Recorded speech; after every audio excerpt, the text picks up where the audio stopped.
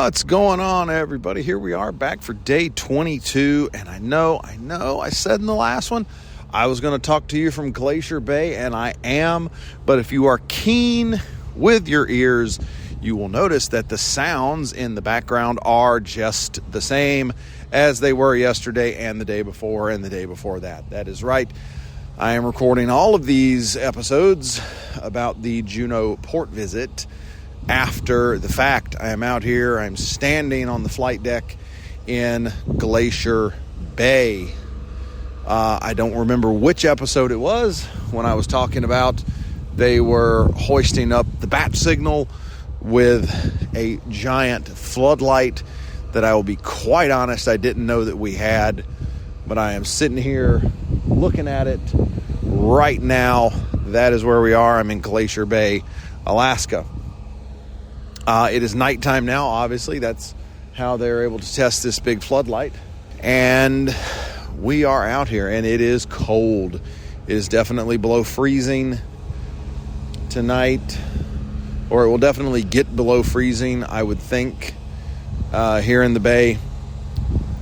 Tomorrow, we are going to pick the anchor up, and we are going to go all the way into the bay, all the way back into Johns Hopkins Cove, to see the glaciers as they come right into the sea.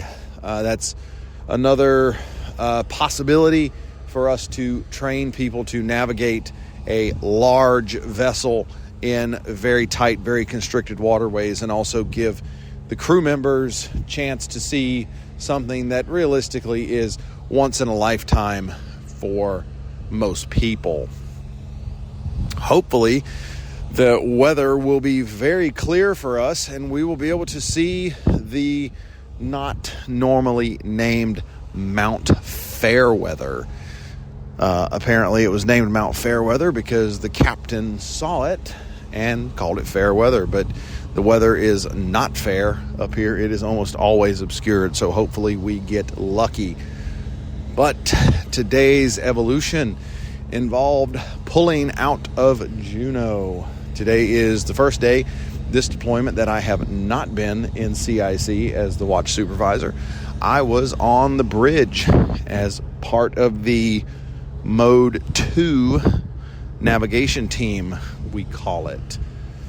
Part of what we do up there is that in the event that the ship's GPS goes down, we can navigate the ship safely using radars and visual points to triangulate a fix and tell where the ship is relative to the track line that it is supposed to be on. That is one of the key things that the operations specialist team does coming into and out of port. As we were going through there, as I mentioned before, there are some very extensive turns. There were, as I'm thinking about it, at least three turns that were roughly 180 degrees each, like full U-turns coming around. And so those are difficult turns to make, and we were up there for all of it. And then we came over here to Glacier Bay. I think technically we're not exactly in Glacier Bay right now. We're on the very, very outer edge of it, but we will be up in there tomorrow, and I think it's close enough to say that we're in Glacier Bay. And yeah, we are anchored here. We got to do a good anchoring evolution for our new officers up on the deck and get them better certified to anchor the ship when it is necessary to do that. And like I said, tomorrow we are headed up into Glacier Bay, Johns Hopkins Bay, and actually it's Johns Hopkins Inlet actually is what it's called, and we're going all the way up there and we're going to check it out.